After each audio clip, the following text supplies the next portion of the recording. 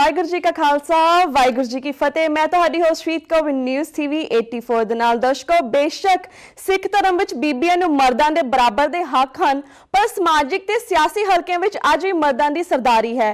ਪੰਥਕ ਜ਼ਿੰਦਗੀ ਵਿੱਚ ਬਹੁਤ ਘੱਟ ਸਿੱਖ ਬੀਬੀਆਂ ਹਨ ਜਿਨ੍ਹਾਂ ਨੇ ਆਪਣੀ ਥਾਂ ਮੋਹਰਲੀਆਂ ਸਫਾਂ ਵਿੱਚ ਬਣਾਈ ਹੈ।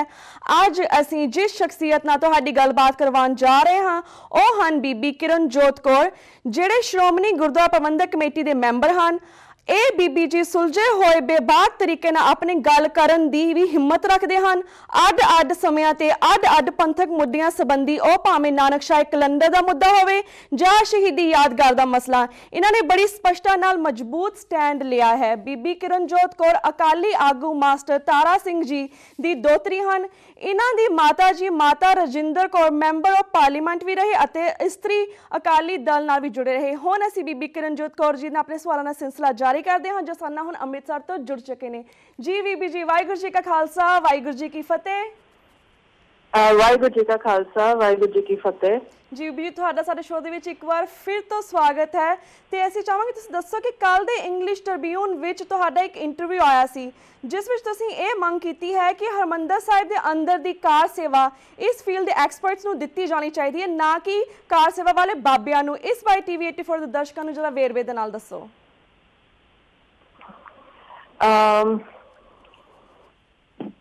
ਕਾਰ ਸਾਹਿਬ ਦੇ ਵਿੱਚ ਜਿਹੜਾ ਪੁਰਾਣਾ ਕੰਮ ਹੋਇਆ ਆਰਟ ਵਰਕ, ਜਿਹਦੇ ਵਿੱਚ ਕਿ ਫ੍ਰੈਸਕੋਜ਼, ਗੱਚ ਤੇ ਟੁਕੜੀ ਵਰਕ ਵੀ ਹੈ, ਉਹ ਆਪਣੀ ਕਿਸਮ ਦਾ ਇੱਕ ਨਿਵੇਕਲਾ ਕੰਮ ਹੈ। ਔਰ ਅੱਜ ਕੱਲ ਇਸ ਕਿਸਮ ਦਾ ਕੰਮ ਜੋ ਹੈ ਉਹ ਆਰਟਿਸਟ ਨਹੀਂ ਕਰ ਰਹੇ। ਹਾਂਜੀ, ਜਿਸ ਤਰ੍ਹਾਂ ਵੀ ਹੁਣ ਜਿਸ ਤਰ੍ਹਾਂ ਦਰਬਾਰ ਸਾਹਿਬ ਦੀ ਇਮਾਰਤ ਜਦੋਂ ਬਣੀ ਹੈ, ਉਸ ਇਮਾਰਤ ਦੇ ਵਿੱਚ ਜਿਹੜੇ ਮਟੀਰੀਅਲਸ ਵਰਤੇ ਗਏ ਉਹ ਅੱਜ ਦੇ ਸਮੇਂ 'ਚ ਨਹੀਂ ਵਰਤੇ ਜਾ ਰਹੇ, ਕਿਉਂਕਿ ਟਾਈਮ ਦੇ ਨਾਲ ਚੇਂਜਸ ਆਉਂਦੀਆਂ ਹੈਗੀਆਂ ਤੇ ਹਰ ਚੀਜ਼ ਵਿੱਚ ਚੇਂਜ ਆਉਂਦੀ ਹੈ। ਤੇ ਇਸ ਲਈ ਜਦੋਂ ਕੋਈ ਪੁਰਾਣੀ ਚੀਜ਼ ਸੰਭਾਲਣੀ ਹੁੰਦੀ ਹੈ ਤੇ ਉਸ ਸਮੇਂ ਦੇ ਟੈਕਨੀਕਸ ਵਿੱਚ ਵਾਪਸ ਜਾਣਾ ਪੈਂਦਾ ਉਹਨੂੰ ਸੰਭਾਲਣ ਵਾਸਤੇ। ਔਰ ਇਹ ਅੱਜ ਜਿਹੜਾ ਹੈਗਾ ਐਕਸਪਰਟਸ ਦਾ ਕੰਮ ਹੈ। ਇਹ ਆਮ ਜਿਹੜੀ ਕੰਸਟਰਕਸ਼ਨ ਹੁੰਦੀ ਹੈ ਉਹਦੇ ਨਾਲੋਂ ਇਹ ਬਹੁਤ ਇੱਕ ਵੱਖਰਾ ਕੰਮ ਹੈ। ਤੇ ਅਸੀਂ ਹੁਣ ਤੱਕ ਦੇਖਿਆ ਕਿ ਕਾਰ ਸੇਵਾ ਵਾਲੇ ਜਿੰਨੇ ਵੀ ਬਾਬੇ ਹੈਗੇ ਉਹ ਤਕਰੀਬਨ ਪੁਰਾਣੀ ਇਮਾਰਤ ਨੂੰ ਢਾਹ ਕੇ ਤੇ ਹਰ ਜਗ੍ਹਾ ਨਵੀਂ ਇਮਾਰਤ ਬਣਾ ਰਹੇ ਨੇ ਜਿੱਥੇ ਵੀ ਉਹਨਾਂ ਨੂੰ ਕਾਰ ਸੇਵਾ ਮਿਲਦੀ ਹੈ। ਤੇ ਹਰਿਮੰਦਰ ਸਾਹਿਬ ਇੱਕ ਇਹੋ ਜਿਹੀ ਜਗ੍ਹਾ ਹੈ ਜਿੱਥੇ ਅਸੀਂ ਇਹ ਨਹੀਂ ਕਰ ਸਕਦੇ ਕਿ ਜੋ ਇੱਕ ਥਾਂ ਤੇ ਮੈਂ ਸਮਝਦੀ ਹਾਂ ਥੋੜਾ ਜਿਹਾ ਜੇ ਸਾਡਾ ਕੋਈ ਆਰਟ ਹੈਰੀਟੇਜ ਸੰਭਾਲੀ ਹੋਈ ਹੈ ਤੇ ਅਸੀਂ ਉਹਦਾ ਸਾਨੂੰ ਚਾਹੀਦਾ ਕਿ ਉਹਨੂੰ ਸੰਭਾਲ ਕੇ ਰੱਖੀਏ। ਔਰ ਕੋਈ ਇਹੋ ਜਿਹਾ ਰਿਸਕ ਨਹੀਂ ਲੈਣਾ ਚਾਹੀਦਾ ਕਿ ਅਨਟ੍ਰੇਨਡ ਹੱਥਾਂ ਦੇ ਵਿੱਚ ਅਸੀਂ ਉਹ ਸੇਵਾ ਦੇ ਦਈਏ। ਇਹ ਠੀਕ ਹੈ ਕਿ ਦਰਬਾਰ ਸਾਹਿਬ ਦੇ ਅੰਦਰ ਕਾਫੀ ਸਮੇਂ ਤੋਂ ਕੋਈ ਵੀ ਰੈਸਟੋਰੇਸ਼ਨ ਦਾ ਕੰਮ ਨਹੀਂ ਹੋਇਆ। ਇਮਾਰਤ ਨੂੰ, ਆਰਟ ਵਰਕ ਨੂੰ, ਹਰ ਚੀਜ਼ ਨੂੰ ਮੁਰੰਮਤ ਦੀ ਜ਼ਰੂਰਤ ਹੈ। ਔਰ ਮੇਰਾ ਸਿਰਫ ਇਹ ਕਹਿਣਾ ਹੈਗਾ ਕਿ ਜਿਹੜੀ ਮੁਰੰਮਤ ਹੈ ਉਹ ਸਿਰਫ ਪ੍ਰੋਫੈਸ਼ਨਲਸ ਦੀ ਮਦਦ ਦੇ ਨਾਲ ਕਰੀਏ, ਨਾ ਕਿ ਕਿਸੇ ਅਨਟ੍ਰੇਨਡ ਕਾਰ ਸੇਵਾ ਵਾਲੇ ਨੂੰ ਇਹ ਕੰਮ ਦੇ ਦੇਈਏ, ਕਿਉਂਕਿ ਜਿਨ੍ਹਾਂ ਨੇ ਨਵੀਆਂ ਦਾ ਕੰਮ ਕਰਨਾ ਉਹਨਾਂ ਦੀ ਜਿਹੜੀ ਨੌਲੇਜ ਹੈਗੀ ਹੈ ਇਮਾਰਤ ਸਾਜ਼ੀ ਦੀ ਜਾਂ ਆਰਟ ਦੀ, ਉਹ ਬਹੁਤ ਫਰਕ ਹੈ। ਤੋ ਜਿਹੜੀ ਤਕਰੀਬਨ 150 ਸਾਲ ਪੁਰਾਣੀਆਂ ਪੇਂਟਿੰਗਸ ਵੀ ਸਾਨੂੰ ਦਰਬਾਰ ਸਾਹਿਬ ਦੇ ਅੰਦਰ ਦਿਸਦੀਆਂ ਜਾਂ ਜਿਹੜਾ ਉੱਪਰ ਗੋਲਡ ਪਲੇਟਿੰਗ ਦਾ ਕੰਮ ਹੋਇਆ ਉਹ ਬਹੁਤ ਹੀ ਫਾਈਨ ਤੇ ਇੰਟ੍ਰਿਕੇਟ ਕੰਮ ਹੈਗਾ ਔਰ ਉਹਨੂੰ ਉਸੇ ਤਰੀਕੇ ਸੰਭਾਲ ਕੇ ਰੱਖਣਾ ਚਾਹੀਦਾ ਫਿਊਚਰ ਜਨਰੇਸ਼ਨ ਵਾਸਤੇ। ਬਿਲਕੁਲ। ਤੇ ਭੈਣ ਜੀ ਇਹ ਵੀ ਦੱਸੋ ਕਿ ਤੁਸੀਂ ਆਪਣੇ ਇੰਟਰਵਿਊ ਵਿੱਚ ਇਹ ਵੀ ਕਿਹਾ ਸੀ ਕਿ 1995 ਤੋਂ ਲੈ ਕੇ 1999 ਤੱਕ ਜਿਹੜੀਆਂ ਹਰਿਮੰਦਰ ਸਾਹਿਬ ਦੇ ਬਾਹਰਲੇ ਸੋਨੇ ਦੀਆਂ ਪੱਤਰੀਆਂ ਦੀ ਕਾਰ ਸੇਵਾ ਹੋਈ ਉਹ ਕਾਮਯਾਬ ਨਹੀਂ ਹੋਈ ਸੀ, ਕਿਉਂਕਿ ਸੋਨੇ ਦੇ ਪੱਤਰੇ ਕਾਲੇ ਹੋਣ ਲੱਗ ਗਏ ਨੇ, ਇਹਦੇ ਵਿੱਚ ਨਵੀਂ ਵੀ ਆ ਗਈ ਹੈ। ਇਸ ਬਾਰੇ ਦੱਸੋ ਕਿ ਇਹ ਕਾਰ ਸੇਵਾ ਕਿਸਨੇ ਕਰਵਾਈ ਸੀ ਤੇ ਇਸ ਵਿੱਚ ਕੀ ਕਮੀ ਸੀ, ਇਸ ਬਾਰੇ ਵੀ ਸਾਡੇ ਸਿੱਖ ਸੰਗਤਾਂ ਨੂੰ ਦੱਸੋ। ਇਹ ਜਿਹੜੀ ਕਾਰ ਸੇਵਾ ਸੀ ਇਹ ਇੰਗਲੈਂਡ ਤੋਂ ਸੇਵਕ ਜਥਾ ਸੀ ਜਿਨ੍ਹਾਂ ਨੇ ਕੀਤੀ ਸੀ ਤੇ ਉਹ ਬਲੂ ਸਟਾਰ ਤੋਂ ਬਾਅਦ ਜਿਹੜਾ ਬਿਲਡਿੰਗ ਨੂੰ ਵੀ ਡੈਮੇਜ ਹੋਇਆ ਸੀ ਤੇ ਕਾਫੀ ਆਰਟ ਵਰਕ ਡੈਮੇਜ ਹੋਇਆ ਸੀ ਉਹਦੇ ਵਿੱਚ, ਮਤਲਬ ਧੂਏ ਵਗੈਰਾ ਦੇ ਨਾਲ ਚੀਜ਼ਾਂ ਕਾਲੀਆਂ ਪੈ ਗਈਆਂ ਸੀ।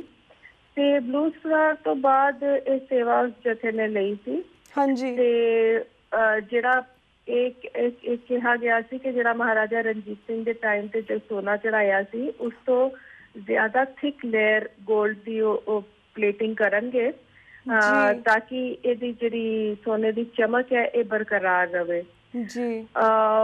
ਉਹਨਾਂ ਨੇ ਫਿਰ ਕਾਫੀ ਸਮਾਂ ਲਗਾ ਕੇ ਇਹ ਨਵੇਂ ਸਿਰਿਓਂ ਸੋਨੇ ਦੇ ਪੱਤਰੇ ਬਣਾਏ। ਉਹਦੇ ਵਿੱਚ ਉਹਨਾਂ ਨੇ ਸੋਨਾ ਵਗੈਰਾ ਸਭ ਕੁਝ ਕੀਤਾ। ਪਰ ਜਦੋਂ ਪ੍ਰੈਕਟੀਕਲੀ ਉਹ ਸੇਵਾ ਖਤਮ ਹੋ ਗਈ ਉਸ ਤੋਂ ਬਹੁਤ ਜਲਦੀ ਬਾਅਦ ਉਹ ਸੋਨੇ ਦਾ ਰੰਗ ਬਦਲਣਾ ਸ਼ੁਰੂ ਹੋ ਗਿਆ। ਮਤਲਬ ਕਿਤੇ ਨਾ ਕਿਤੇ ਕੋਈ ਟੈਕਨੀਕ ਦੇ ਵਿੱਚ ਜਾਂ ਕਿਤੇ ਨਾ ਕਿਤੇ ਸਮਝ ਨਹੀਂ ਆਈ ਕੀ ਪ੍ਰੋਬਲਮ ਆਈ। ਕੁਛ ਨਾ ਕੁਛ ਪ੍ਰੋਬਲਮ ਸੀ ਜਿਹੜੀ ਕਿ ਸੋਨੇ ਦੀ ਚਮਕ ਉਸ ਤਰ੍ਹਾਂ ਬਰਕਰਾਰ ਨਹੀਂ ਰਹਿ ਸਕੀ ਜੀ। ਔਰ ਉਹ ਸੋਨਾ ਕਿਤੇ ਕਾਲਾ ਪੈਣਾ ਸ਼ੁਰੂ ਹੋ ਗਿਆ, ਕਿਤੇ ਲਾਲ ਹੋਣਾ ਸ਼ੁਰੂ ਹੋ ਗਿਆ ਜ਼ਿਆਦਾਤਰ। ਹਾਂਜੀ। ਤੇ ਜਿਸ ਤੋਂ ਲੱਗਦਾ ਕਿ ਕਿਤੇ ਨਾ ਕਿਤੇ ਕੋਈ ਕਮੀ ਰਹਿ ਗਈ ਇਸ ਮੁੱਦੇ ਨੂੰ ਸਮਝਣ ਦੇ ਵਿੱਚ ਕਿ ਕਿਹੜਾ ਮਟੀਰੀਅਲ ਕਿਸ ਤਰ੍ਹਾਂ ਵਰਤਣਾ ਹੈ, ਕਿਉਂਕਿ ਉਹਨਾਂ ਦੀ ਵੀ ਜਿਹੜੀ ਬੈਕਗਰਾਊਂਡ ਹੈਗੀ ਹੈ ਉਸ ਬੈਕਗਰਾਊਂਡ ਦੇ ਵਿੱਚ ਇਸ ਕਿਸਮ ਦਾ ਜਿਹੜਾ ਪੁਰਾਣਾ ਕੰਮ ਹੈ ਉਹ ਨਹੀਂ ਹੈਗਾ ਜੀ। ਉਹਨਾਂ ਦੀਆਂ ਹੋਰ ਸੇਵਾਵਾਂ ਹੈਗੀਆਂ, ਬਹੁਤ ਵਧੀਆ ਸੇਵਾਵਾਂ ਉਹਨਾਂ ਨੇ ਕੀਤੀਆਂ। ਪਰ ਇੱਕ ਇਹ ਜਿਹੜੀ ਪੁਰਾਤਨ ਚੀਜ਼ਾਂ ਦੀ ਸੇਵਾ ਨਾ ਇਹਦਾ ਸ਼ਾਇਦ ਉਹਨਾਂ ਦਾ ਤਜਰਬਾ ਨਹੀਂ ਸੀ ਜੀ। ਤੇ ਭੈਣ ਜੀ ਵੀ ਦੱਸੋ ਕਿ ਤੁਸੀਂ ਸ਼੍ਰੋਮਣੀ ਗੁਰਦੁਆਰਾ ਪ੍ਰਬੰਧਕ ਕਮੇਟੀ ਦੇ ਮੈਂਬਰ ਹੋ, ਕੀ ਕਾਰਨ ਹੈ ਕਿ ਮੁੱਖ ਕੰਸਟਰਕਸ਼ਨ ਪ੍ਰੋਜੈਕਟ ਨੂੰ ਜਿਵੇਂ ਕਿ ਸ਼ਹੀਦੀ ਯਾਦਗਾਰ ਦਾ ਬਣਾਏ ਜਾਣਾ ਜਾਂ ਹਰਿਮੰਦਰ ਸਾਹਿਬ ਦੇ ਅੰਦਰ ਦੀ ਕਾਰ ਸੇਵਾ ਜਾਂ ਬੁੱਗਾ ਰਾਮਗੜ੍ਹੀ ਦੀ ਸਾਫ਼ ਸੰਭਾਲ, ਇਹ ਸਭ ਸ਼੍ਰੋਮਣੀ ਗੁਰਦੁਆਰਾ ਪ੍ਰਬੰਧਕ ਕਮੇਟੀ ਖੁਦ ਕਿਉਂ ਨਹੀਂ ਕਰਦੇ ਤੇ ਦੂਸਰੀਆਂ ਸੰਸਥਾ ਨੂੰ ਕਿਉਂ ਸਬਲੈਟ ਕਰਦੇ ਹਨ, ਇਸ ਬਾਰੇ ਵੀ ਦੱਸੋ।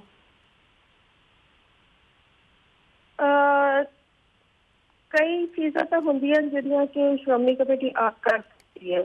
ਜਿਸ ਤਰ੍ਹਾਂ ਸ਼ਹੀਦੀ ਯਾਦਗਾਰ ਜਦੋਂ ਬਣੀ ਹੈ ਤੇ ਉਹ ਸ਼੍ਰੋਮਣੀ ਕਮੇਟੀ ਕੰਮ ਕਰਵਾ ਸਕਦੀ ਸੀ, ਪਰ ਕਿਉਂ ਇਹਨਾਂ ਨੇ ਡੈਲੀਗੇਟ ਕੀਤਾ ਮੈਂ ਇਹਦਾ ਜਵਾਬ ਨਹੀਂ ਦੇ ਸਕਦੀ। ਇਹ ਤਾਂ ਡੈਲੀਗੇਟ ਕਰਨ ਵਾਲੇ ਹੀ ਬਿਹਤਰ ਦੱਸ ਸਕਦੇ ਨੇ। ਹਾਂਜੀ। ਤੇ ਪਰ ਜਿੱਥੇ ਰਾਮਗੜੀਆ ਬੁੰਗਾ ਦੀ ਗੱਲ ਆਉਂਦੀ ਹੈ ਉਹ ਫਿਰ ਉੱਥੇ ਇਹੀ ਗੱਲ ਆਉਂਦੀ ਹੈ ਕਿ ਉਹ 19th ਸੈਂਚੁਰੀ ਦੀ ਇੱਕ ਬਿਲਡਿੰਗ ਹੈਗੀ ਹੈ ਔਰ ਉਹ 19th ਸੈਂਚੁਰੀ ਦੇ ਆਰਕੀਟੈਕਚਰ ਅਨੁਸਾਰ ਹੀ ਬਣੀ ਹੋਈ ਹੈ ਜੀ। ਇਹਦੇ ਵਿੱਚ ਜਿਹੜੇ ਪਹਿਲੇ ਕਾਰ ਸੇਵਾ ਵਾਲੇ ਬਾਬੇ ਸੀ, ਜਦੋਂ ਉਹਨਾਂ ਨੇ ਇਹਦੀ ਇਮਾਰਤ ਦੀ ਛੱਤ ਦੀ ਰਿਪੇਅਰ ਸ਼ੁਰੂ ਕੀਤੀ ਤਾਂ ਉਹਨਾਂ ਨੇ ਸੀਮੈਂਟ ਵਗੈਰਾ ਲਾ ਕੇ ਉਹੀ ਜਿਹੜੇ ਅੱਜ ਕੱਲ ਦੇ ਮਟੀਰੀਅਲਸ ਹਨ ਉਹਨਾਂ ਨੂੰ ਯੂਜ਼ ਕਰਕੇ ਰਿਪੇਅਰ ਦੀ ਕੋਸ਼ਿਸ਼ ਕੀਤੀ, ਜਦਕਿ ਜਿਹੜੇ ਪੁਰਾਣੇ ਮਟੀਰੀਅਲਸ ਦੇ ਨਾਲ ਬਿਲਡਿੰਗ ਬਣੀ ਹੋਈ ਹੈ ਉਹ ਤੇ ਮਟੀਰੀਅਲਸ ਆਪਸ ਵਿੱਚ ਜੈਲ ਨਹੀਂ ਕਰਦੇ ਜੀ। ਤੇ ਉਹ ਫਿਰ ਕਾਰ ਸੇਵਾ ਵਾਲਿਆਂ ਕੋਲੋਂ ਵਾਪਸ ਲੈ ਕੇ ਤੇ ਉਹ ਜਿਹੜੇ ਮਟੀਰੀਅਲ ਐਕਸਪਰਟਸ ਹਨ ਜਾਂ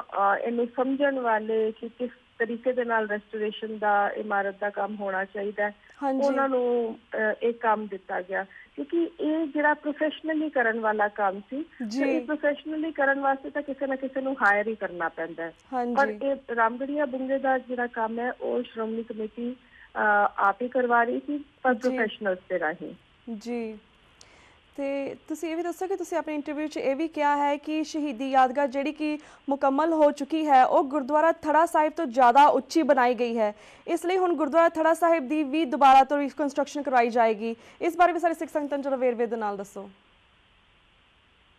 ਹਾਂਜੀ, ਜਦੋਂ ਓਰੀਜਨਲੀ ਸ਼ਹੀਦੀ ਯਾਦਗਾਰ ਬਣ ਰਹੀ ਸੀ ਉਸ ਵਕਤ ਇਟ ਵਾਜ਼ ਅੰਡਰਸਟੂਡ ਕਿ ਵੀ ਇਹਦੀ ਜਿਹੜੀ ਹਾਈਟ ਹੈ ਉਹ ਥੜਾ ਸਾਹਿਬ ਤੋਂ ਘੱਟ ਹੋਏਗੀ, ਕਿਉਂਕਿ ਥੜਾ ਸਾਹਿਬ ਉਹ ਇਤਿਹਾਸਿਕ ਸਥਾਨ ਹੈ ਜਿੱਥੇ 9ਵੇਂ ਪਾਤਸ਼ਾਹ ਗੁਰੂ ਤੇਗ ਬਹਾਦਰ ਜੀ ਜਦੋਂ ਹਰਿਮੰਦਰ ਸਾਹਿਬ ਦੇ ਦਰਸ਼ਨ ਕਰਨ ਲਈ ਆਏ ਤੇ ਉਹਨਾਂ ਨੂੰ ਪੁਜਾਰੀਆਂ ਨੇ ਅੰਦਰ ਨਹੀਂ ਆਉਣ ਦਿੱਤਾ ਤਾਂ ਉਹ ਇਸ ਸਥਾਨ ਤੇ ਬੈਠ ਕੇ ਇੱਥੋਂ ਹੀ ਨਤਮਸਤਕ ਹੋ ਕੇ ਵਾਪਸ ਚਲੇ ਗਏ ਸੀ। ਥੜਾ ਸਾਹਿਬ ਗੁਰਦੁਆਰਾ ਦਰਬਾਰ ਸਾਹਿਬ ਦਾ ਹਿੱਸਾ ਨਹੀਂ ਸੀ, ਪਰ ਜਦੋਂ 84 ਤੋਂ ਬਾਅਦ ਗਲਿਆਰਾ ਸਕੀਮ ਆਈ ਤੇ ਆਸ-ਪਾਸ ਦੇ ਬਾਜ਼ਾਰ ਢਾਏ ਗਏ ਤੇ ਥੜਾ ਸਾਹਿਬ ਗੁਰਦੁਆਰਾ ਵੀ ਗੁਰਦੁਆਰਾ ਦਰਬਾਰ ਸਾਹਿਬ ਦੇ ਕੰਪਲੈਕਸ ਦੇ ਅੰਦਰ ਆ ਗਿਆ। ਪਰ ਫਿਰ ਵੀ ਇੱਕ ਵੱਖਰਾ ਜਿਹਾ ਇੱਕ ਗੇਟ ਬਣਿਆ ਹੁੰਦਾ, ਗੇਟਵੇ ਟਾਈਪ ਬਣਿਆ ਸੀ ਜਿਹੜਾ ਕਿ ਇੱਕ ਇੰਪ੍ਰੈਸ਼ਨ ਦਿੰਦਾ ਕਿ ਇਹ ਗੁਰਦੁਆਰਾ ਥੋੜਾ ਹਟਵਾ ਹੈ, ਕੀਪਿੰਗ ਇਨ ਜਿਹੜੀ ਉਹਦੀ ਹਿਸਟੋਰੀਕਲ ਵੈਲਿਊ ਹੈਗੀ ਹੈ।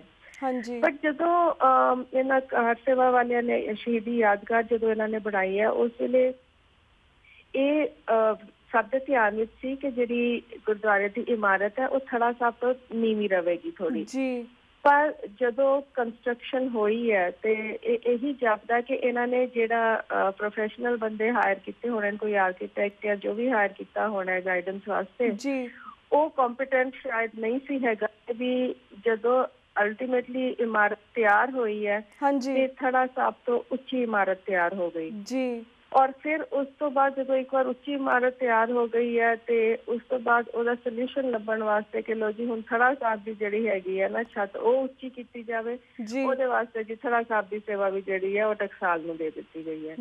ਮਤਲਬ ਕਿ ਇੱਕ ਇਨਕੰਪੀਟੈਂਟ ਬੰਦੇ ਕਰਕੇ ਤੁਸੀਂ ਦੇਖੋ ਨਾਲ ਦੀ ਜਿਹੜੀ ਇੱਕ ਪੁਰਾਣੀ ਬਿਲਡਿੰਗ ਹੈਗੀ ਹੈ ਉਹ ਵੀ ਇਸੇ ਤਰ੍ਹਾਂ ਹੁਣ ਚੇਂਜ ਕੀਤੀ ਜਾ ਰਹੀ ਹੈ। ਹਾਂਜੀ, ਉਹਦੀ ਵੀ ਹੁਣ ਸੇਵਾ ਹੋ ਰਹੀ ਹੈ ਜੀ। ਤੇ ਭੈਣ ਜੀ ਸਾਰਾ ਵਕਤ ਹੋ ਗਿਆ ਇੱਕ ਛੋਟੇ ਜਿਹੇ ਬ੍ਰੇਕ ਦਾ। ਤੁਸੀਂ ਸਾਡੇ ਨਾਲ ਇਸੇ ਤਰ੍ਹਾਂ ਬਣੇ ਰਹੋ ਕਿਉਂਕਿ ਬ੍ਰੇਕ ਤੋਂ ਬਾਅਦ ਵੀ ਇਸ ਤਰ੍ਹਾਂ ਸਵਾਲਾਂ ਦਾ ਸਿਲਸਿਲਾ ਇਸੇ ਤਰ੍ਹਾਂ ਜਾਰੀ ਰੱਖਾਂਗੇ। ਤੇ ਦਰਸ਼ਕੋ ਵਕਤ ਹੋ ਗਿਆ ਇੱਕ ਛੋਟੇ ਜਿਹੇ ਬ੍ਰੇਕ ਦਾ। ਕੀਪ ਵਾਚਿੰਗ ਨਿਊਜ਼ TV 84 ਦੇ ਨਾਲ। We'll be right back after a short break.